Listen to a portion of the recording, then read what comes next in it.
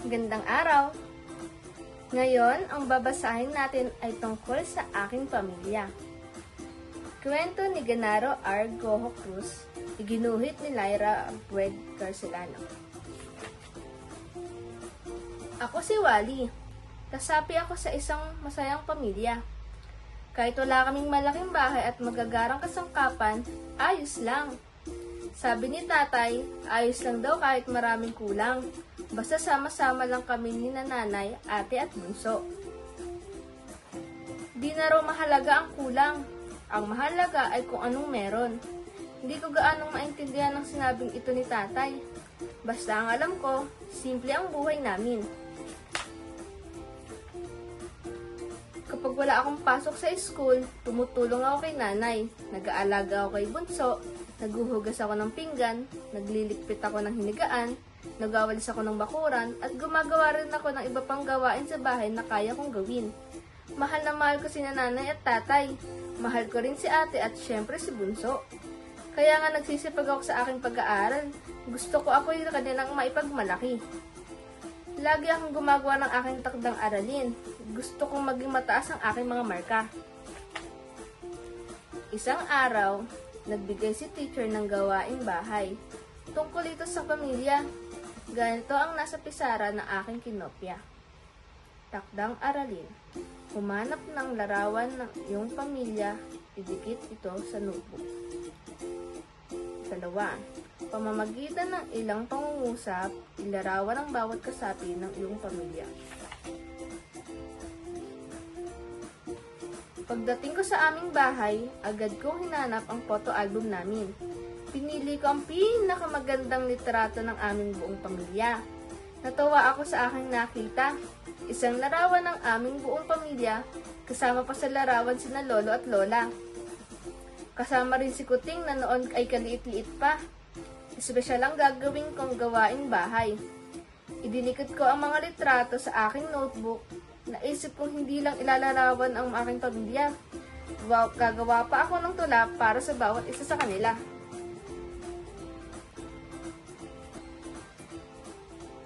Kauna-unahan ng espesyal kong tatay, si tatay.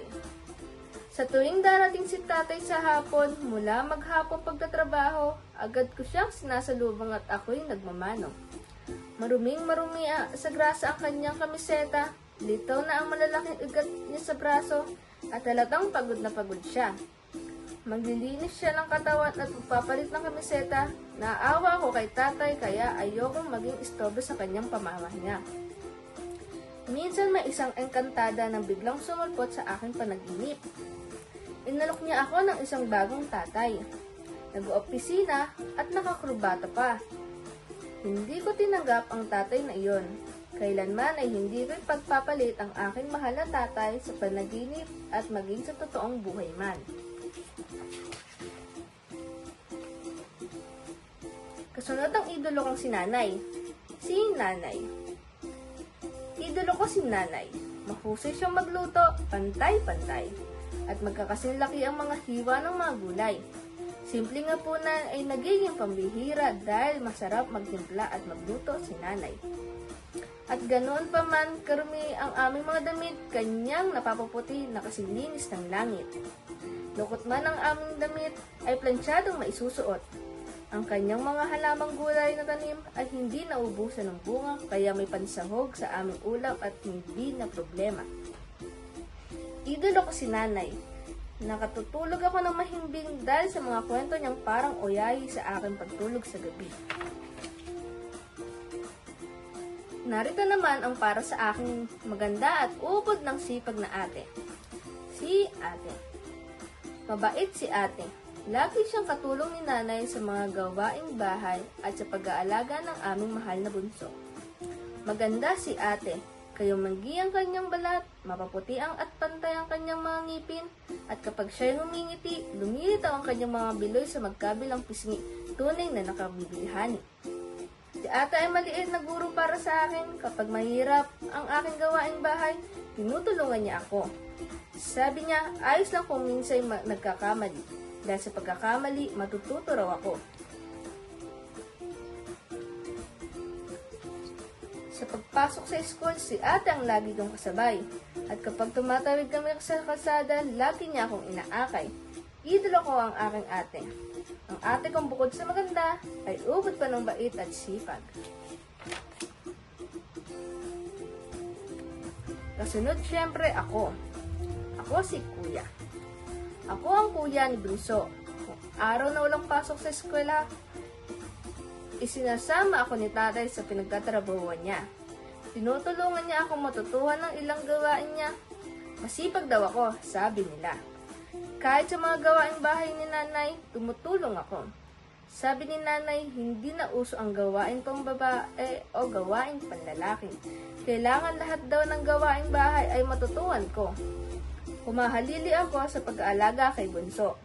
Nagdidilig din ako ng mga halaman ni nanay. Kapag kami ni Bunso ang magkasama, ipinakikita ko ang mga drawing ko sa kanya. Nagmana raw ako kay Lolo, na magaling mag-drawing at magpinta. Ang kay Lolong mga kamay, ako raw ang nakamana. Siyempre, sunod ang aking mahal na bunsong kapatid na si Buknoy. Si Bunso. Nasa kalikutan si Bunso, kaya't si nanay ay laging nakasunod. Dahan-dahang babaybayin ni Bunso ang gilid-gilid ng bahay at mga bangko. Kapag nakakapit na siya, saka siya bibitaw at sisimulang manulay. Nakatutuwang pagmasdan si Bunso, lalo na kapag nakarating na siya sa kabilang bangko ng hindi nabubuwal. Dahil sa sobrang tuwa ni nanay, bubuhatin niya si Bunso at pupupugin ng halik. Kapag hindi pa tapos sa gawaing bahay si nanay, ako ang nag-aalaga kay Bunso. Mahal na mahal ko si Bunso, dahil siya ang nagbibigay kulay sa aming tahanan, nag-aalis ng pagod ni nanay at tatay. Sa aming mga kapitbahay, kahabig ko raw si Bunso. Natutuwa sila dahil kay Bunso nasaya ang aming buong pamilya. Pati sina lola at lola ay ginawa ko rin ng tula. Mahal na mahal ko rin sila kahit matagal na silang wala. Para sa alaala ng aking mahal na lola at lola. Si Lolo. Lagi kong itinutulad si Lolo sa kulay ng buhay dahil tinuruan niya akong magkulay sa iba't ibang hugis o ibagay sa paligid o anumang bagay na pwedeng kulayan. Noong una, ginagabayan niya ang aking kamay. Dapat daw hindi lampas sa guhit at iisa lamang ang hagod sa pagkukulay. Tinuruan din ako ni Lolo ng pagpili ng tamang kulay para sa katawan ng tao, sa mga prutas, puno at kapaligiran. Kailangan daw ng tiyaga sa pagkukulay. Magaling si Lolo magkulay dahil isa siyang mahusay na pintor. Alam kong nandoon si Lolo sa lahat ng bagay na may kulay. Hindi ko siya makalilimutan kailanman dahil siya ang nagbibigay kulay sa aking buhay. Si Lola. Matagal nang wala si Lola, ngunit ang kanyang mga kwento ay nanatiling buhay sa aking alaala. Marami siyang ikinukwento tungkol sa mga kagandaang asal at mga kababalagan na nagpapatulog sa akin. Sa gabing ang mga bituin ay kumukutitap at tila ngumingiti sa akin. Lagi kong naalala si Lola. Ang kanyang mahaba at puting buhok, ang kanyang tinig at tila musika sa tenga, lalo na ang kanyang mga kwentong nagpapaalala na may laang katimpala ang mabait at masunuring bata. Huli si Kuting. Iginawa ko rin ng tula si Kuting dahil bahagi rin siya ng aming pamilya. Para sa aking mahal na si Kuting. Si Kuting, maliit lamang siya noong dumating sa aming bahay kaya pinangalanan siya Kuting ni nanay. Ibig sabihin, munti o katiting. Hindi ko nakakalimutan pakainin si Kuting dahil siya ay nakatutuwa at mabait na alaga. Maliksi si Kuting, laging nagpapatalon-talon sa mga estante at pasimano. Daan naman kataas ang bubungan, kanyang naakyat. Mahilig siya makipaglaro sa amin ni Bunso. Habulan ng kanyang gustong-gusto. Kuminsan naman ay taguan, saan man kami magtago ni Bunso, agad niya kaming nakikita. Pambihira talaga ang kanyang tila kristal na mga mata. Tuwang-tuwa ako nang matapos ko ang mga tula kahit medyo mahirap. Tiyak na matutuwa si teacher dahil kakaiba ang ginawa kong paglalarawan sa aking pamilya. Kinabukasan, maaga akong pumasok sa school. Sabik na sabik kasi akong ipakita kay teacher ang pinaghirapan kong gawaing bahay. Pinuri ni teacher ang aking mga tula. Hiniling pa niyang basahin ko ang mga ito sa harap ng klase. Nagpalakpakan ng aking mga kaklase nang matapos kong basahin ang mga tula. Totoo ba ang mga nasa tula mo? Tanong nila sa akin. Sagot ko'y, syempre naman.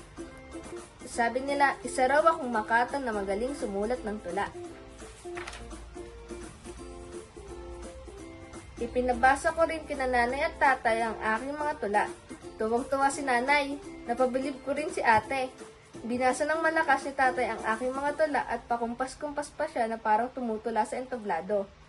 Nagtawanan kami ni nanay at ate at bunso. Alam ko natutuwa rin sina lolo at lola kahit na wala na sila. Pati si Kuting ay tuwang-tuwa, nyaw ng nyaw. Tuwang-tuwa ako dahil napasaya ko ang aking pamilya at ang nag-iisa at mahal na mahal kong pamilya. Doon lamang po nagtatapos ang kwento tungkol sa aking pamilya.